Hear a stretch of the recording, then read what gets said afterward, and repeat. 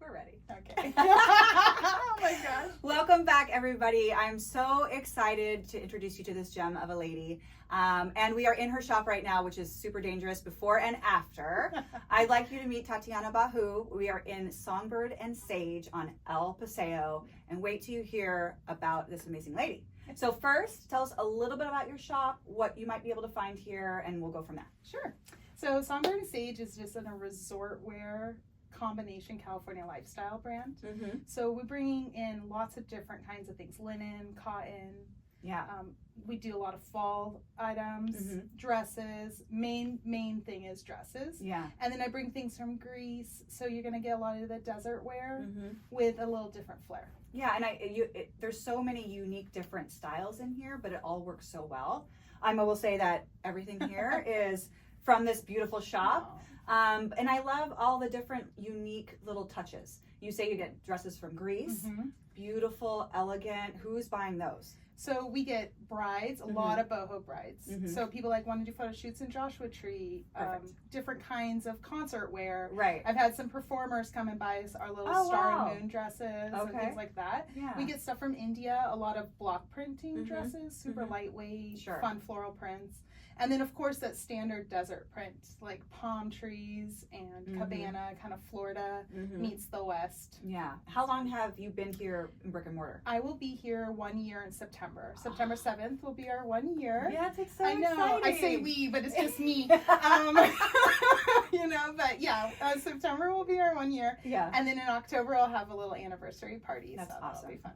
But you've been in this business, in this role for a really long time. Too long. Right. So tell us a little bit about that. All right. So my retail career just basically started when I was 14.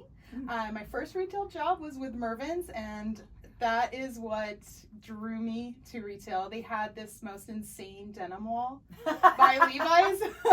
I remember Mervyn's. Yes. Do you remember Mervyn's? Isn't that the open? Yeah. Get the door. Yeah, that place. It was so great, and it was just my first experience of independence and being able to be creative in a space where other people then liked what they saw and then they got to buy it. So I really loved that energy. Right. Because I just had a little shopping problem as a young person. So and you get a discount. You get when a you work discount, in the store. and JanSport backpacks were so hot when I was young. So you wanted to work at Mervyn's. Sure. And then I left Mervyn's, and then I started working little small boutiques and things. Went to college. And then I ended up slipping back into retail. I worked for H&M. Okay. And that was so great. I got to be a creative director with them. I got to travel, open stores, be on the operational side. Yeah. So learning a different side of retail, which I really loved. Slowly transitioning. Then I ended up at Nordstrom.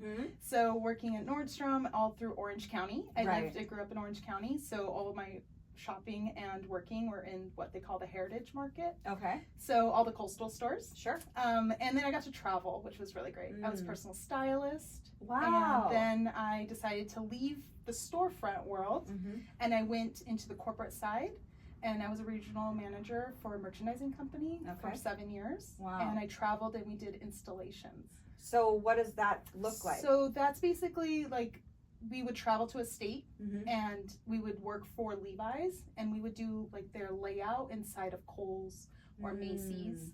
We'd do the graphics, the mannequins, and kind of the floor planograms. Okay. And then I also, in between all that, worked for Wet Seal. But I know a lot of people don't remember Wet Seal. Who does not remember Wet Seal? R&B.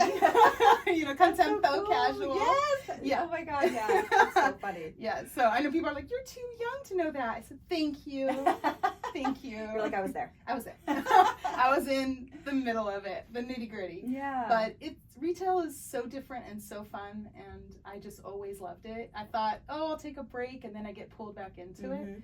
So I've had the luxury of working all aspects of retail. Right. And then I decided it's time. Sure. It's time to do something for me. Yeah. Well, that's a lot of work that you're putting out time and energy for other people's projects. Yes. Right? So then you decide, well, I want to have my own and put my time and energy. What did that look like at first?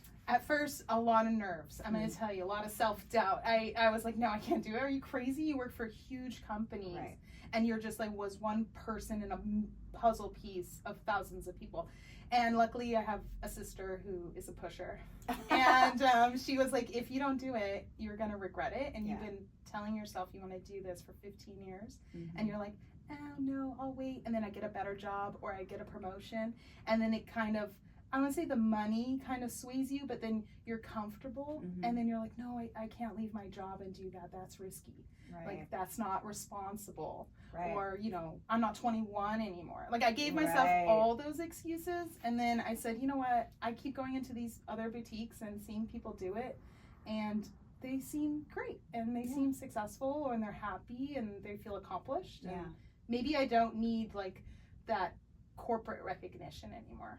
Right. Maybe I just need to just do it on my own. Right. So that was kind of really my sister was the catalyst for that. She was like, you're going to do it. And so that's kind of how that happened. How long ago was that?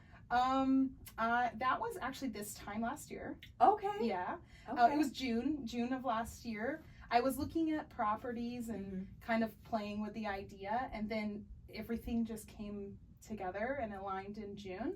And I was already contracted to do something that's definitely not retail, but I was contracted with Spirit Halloween. I opened Spirit Halloween stores in the Valley. Okay. So last year I was the regional manager for them, and I opened all the stores here in the Valley, but then, and I was working on this at the same time. Right. And then I said, you know, I can't do it anymore. I have to like switch my focus. So in August, I told, after the stores were basically set up, I said, you know, we're going to part ways, and then I'm going to just do this. And then I got this up and running in 3 weeks, which I feel like is not, don't do it. Yeah. Don't do that. But then I was like, you know, I was super motivated. So I got this up and running in 3 weeks, and then I opened in September. And it was, you know, risky, but September wasn't great, you know. Well, that's a hard time in the desert. Yes. And I was like, of course, with the negative talk. Oh, you failed. What were you thinking? You left a good job. What's wrong with you? And then October got better, November got better, December was great, and then really I think our season hit, January, you know, was a different wave of people, and it just took off. Yeah. And just like a lot of positive comments, and just people like really enjoying shopping, and liking my price point and the variety. So it's been a learning curve for me because, you know, before you can like talk to a whole bunch of people and get feedback, and then here I'm like, what do you think? I don't know. That's why you say we? Yeah, that's why I say we. So I feel maybe more sane, but it's it's me. That's hilarious. That's so good. Yeah. Well, but you also did farmers markets and a lot of that stuff. So how was that process? The farmers market was interesting because I was kind of not sure what I wanted to do. Did I want to do women's clothing? At first I wasn't sure. I was like, oh, I work with fair trade groups in Africa. Okay. And I bring the baskets, like the baskets that you see here. Oh, wow. So all of these baskets? Yes, they come from Africa. So like the colorful ones with the leather handles and like the zigzags, those are from Ghana. Okay. And then the other style is from Morocco. Wow. So I work with women's groups there, and they're all handmade. And I said, this is a great thing for a farmer's market, and I wasn't seeing it out here in the Valley. Yeah. So I joined the La Quinta Farmers Market, which is really great. A lot of artisans there. Yeah. And I did it for a year. It was just Sundays. So that was kind of my intro to just see what the Valley's about. And then I said, I think that, you know, people like me. I think I could open a storefront, you know, because I sold a few bags. Let's do it. And then my sister's like, you gotta do it. But then I was like, okay, it can't just be baskets. So I decided that women's apparel. Yeah. I feel also there was a little bit of a missing link on this street. There's kind of like an age gap. Sure. In shopping here. Either you're extremely young and you're going to the mall, and like a Forever 21, that kind of person. And then, or you're over 65, right? And then you want something very conservative. Yeah. And then where does everybody else who live here shop? I totally agree. I totally agree. Right? Yeah. And I'm like, I'm not old. I'm 41. Yeah. Okay, where do I shop? I can't shop just at Chico's. No, you can't. No, you can't. You know, yes, they have great things. I love it. I like getting slacks there. Yeah, and of course there's online. And online. But it's not the same. But then you end up returning 90% of the stuff you buy online, or it comes with a hole in it, or, you know, things aren't always great. Yeah. Plus, I think people are missing that experience. I totally agree. I mean, I sometimes, I mean, I love to shop, and I love to just go into a shop and look around and touch things, and you know, sometimes I just leave. Yeah, and then other times I buy a lot of things. It's an experience. For sure. those of people who love to shop and love to go into it, it's really nice to have a very well curated place where you can find a lot of different unique things, and that's here. Thank you. 100%. That's so nice. I feel like it's a real reflection of my personality. Yeah. And I can be so many different kinds of women in the same time. Sure. Not in a crazy way, just in a, like, you know, sometimes you're corporately you know, presenting yourself. Sometimes it's a weekend party, sometimes it's nighttime dinner with your friends. So the store really is all versions of me. And so I get that question a lot, like, who's your customer? I'm like, my customer is everyone. Yeah. For anything. I don't like to fit in a box. I've never been that person. And working in retail and being like a personal stylist for customers, you work with so many different personality types that you don't want to just always sell the same thing. Yeah. And then everyone looks the same on the street. Yeah. And we've lost identity. Now we don't get to shop in person, and we look like drones. Not my thing. Yeah. Not here for that. No, not especially in the desert where it's like you need life, and clothes bring you to life. Yeah. So. Okay, so I love these bags are beautiful. And now, I mean, I noticed them before, but you have so many unique ones. Love, love, love. How do you decide what other kinds of clothes to bring in? Are you kind of following that same, like, how do you pick that? Sure. It's not easy because buyers can be pushy, right? So when you work with buyers, they want you to buy their collection and not piece it out.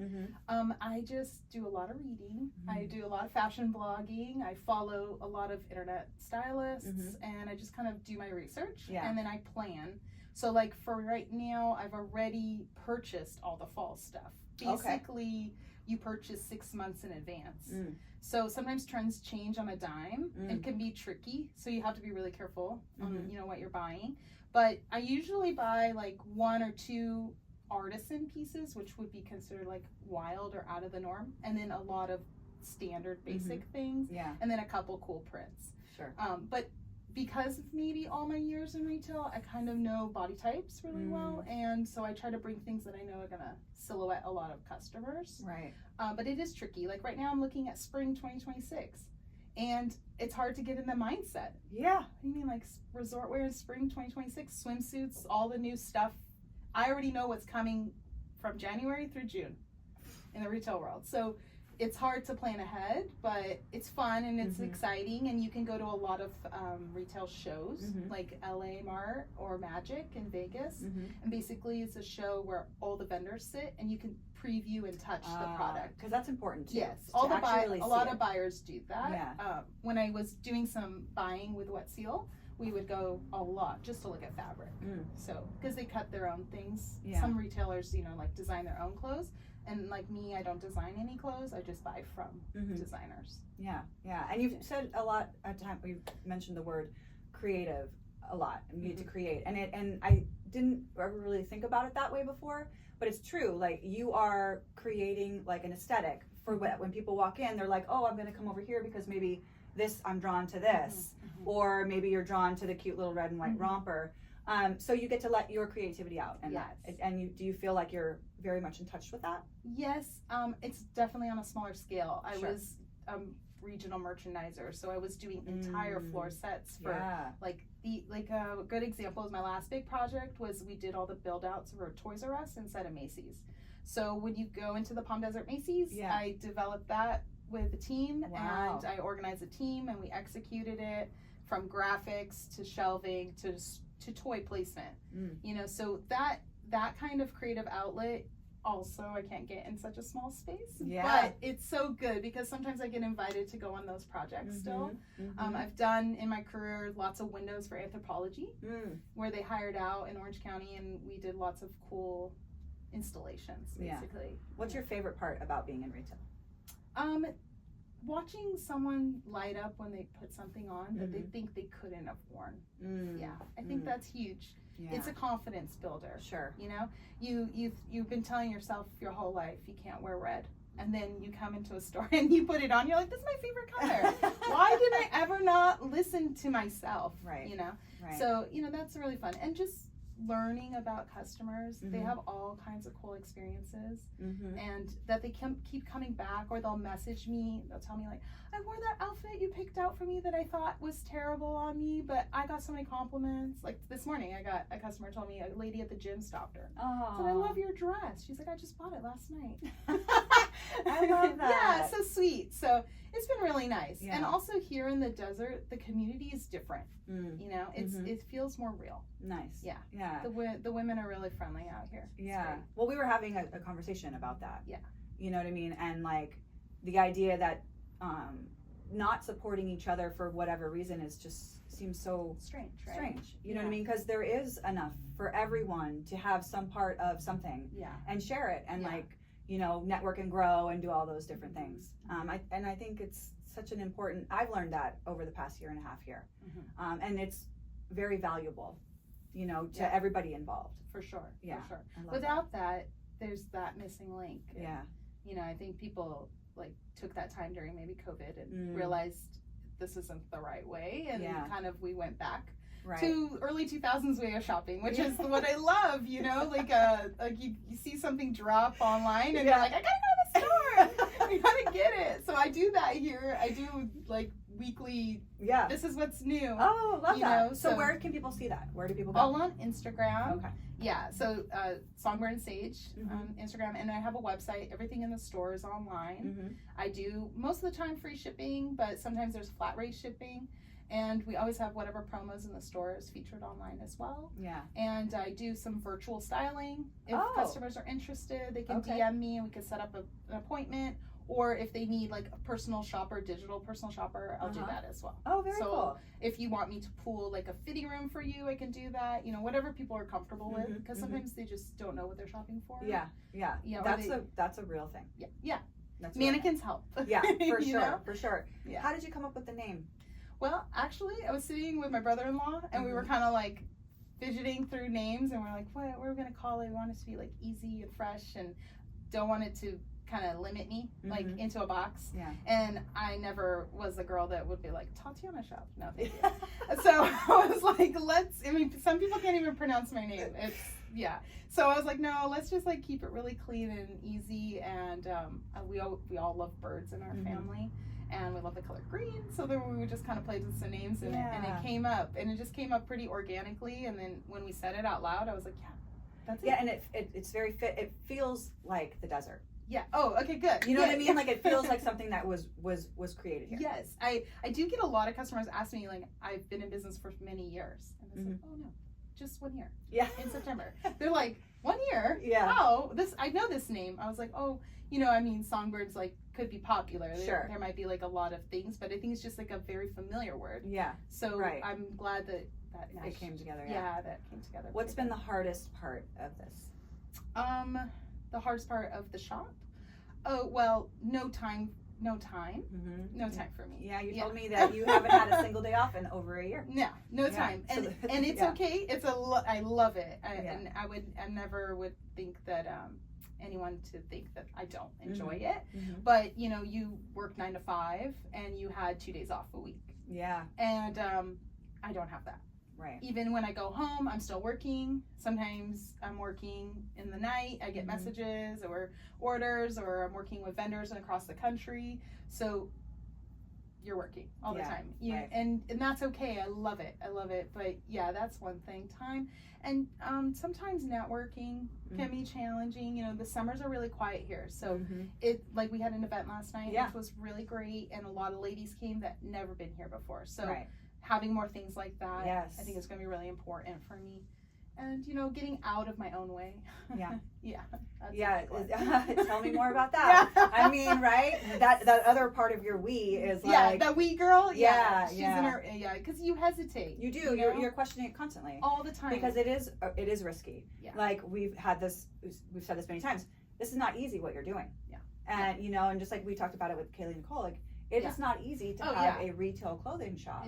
It's a lot out of pocket, a lot up front. I think that's something people don't know. I own everything in here. I never thought about that. Yeah, so I've paid for everything that's sitting in my shop right now. So anyone thinking about opening a retail store, think about $100,000 investment. Up front. you Wow. know? So I know, oh, it's so glamorous. But, you know, like I think sometimes, what could I have done with all that money?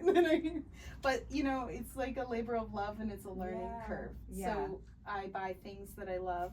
I have them in the store. It's okay that they don't all sell out. That's okay. It's a boutique. Sure. But my corporate brain is like, every 12 weeks you need to mark something down. What's wrong with you? 33%, 33%, 33%. So that's how that works? Yeah. Yeah. Oh, any corporate questions you have for me, let me know. Well, what a valuable experience that you were able to do that, because that sets you up for, yes, you had to front all this money, but I bet you were super strategic about it. Yeah, and a different approach, because almost 21 years I've been in a form of corporate retail. So I learned a lot of different tactics and kind of how to approach things and negotiating. You know, even though buyers and vendors like give you upfront prices and stuff, there's a lot of negotiating that happens because you're buying smaller quantities. Because I'm a boutique, I'm not buying 10,000 units. I'm buying 6. Right. So are you gonna still give me that rate, or am I paying more for product that other people pay less for? Yeah. And that's where that issue comes with online shopping. And I think that people, well, they just don't know. Sure. You know, so when you shop online and you get a dress for like $25 and you're like, what a steal. That's because the brand bought 5,000 of them. And so they got that dress, let's say, for $3 a piece. And so they're selling them for $25. Where a store like mine, I'm buying 6 pieces a run. And I'm not paying $3 for a dress. You're paying a lot more. I'm paying a lot more. And so then that's why the prices are different. Yeah. So sometimes online shopping is convenient, but it does ruin small business in the sense that, yes, it's accessible and the quality can be okay, but you get what you pay for in that sense, you know? And so I try my best to not have stuff from Amazon, because I also don't want that kind of image. I don't want people to think that I'm price gouging. Yeah. And that's a huge thing that's always I'm very concerned about. Right. You know, I want to be affordable and realistic. And there are some brands that are more expensive, but the materials are better. So you just kind of see that when you touch things. But I would never like overprice. But you know, like that's just like the weird things that go in your head. Yeah. You know, because as a consumer, I also want a good deal. Right.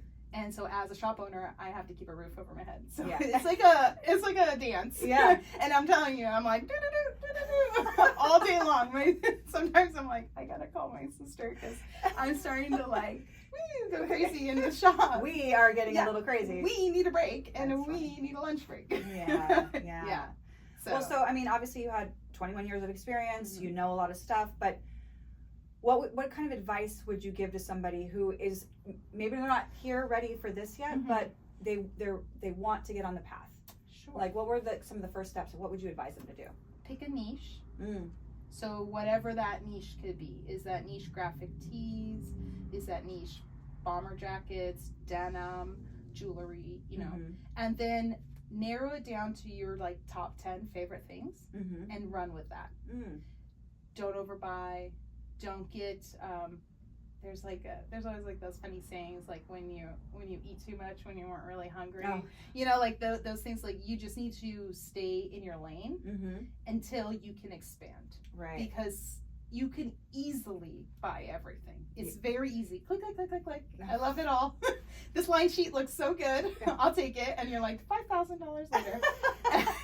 And then, you know. And sometimes it happens to me. I mean, it happens to the best of us. Sometimes I'm like, whoops, I went a little crazy here. Or, you know. So I think just narrowing it down, pick a niche, and then study your niche. Really know your stuff. Yeah. Because if you are not going to be 100%, then don't do it. Because then you will like spend all this money and time and then not feel satisfied in it, right? And then drop it, and then that'll be just like so heartbreaking, because later on in life you'll be like, oh man, I wish I really focused on that a little more, or now the timing's not right. So I don't like that phrase either. I shouldn't say that. There's never the right time. You should just do it if that's what you've been thinking about. Right. Because if you think there's a perfect time, it's not, because it was not the perfect time for me. Yeah. And I just ripped the Band-Aid and I did it. Yeah. And it's scary, and it's still scary now. Yep. Every day it's scary. And the thing with starting your own business is it could be so good till it's not, Mm-hmm. and you just never know. Yeah. You just never know. But you just hope like any relationships you build and the personality that you put forward is translated, and customers really like that, and they keep coming back. Yeah, well, at the end of the day, it's never just what you have in your store. It's also like who's behind the counter, who's interacting, because people who come into a shop to shop generally want to be interacted with to a certain level. Yeah, to a certain level. You know. Oh, for sure.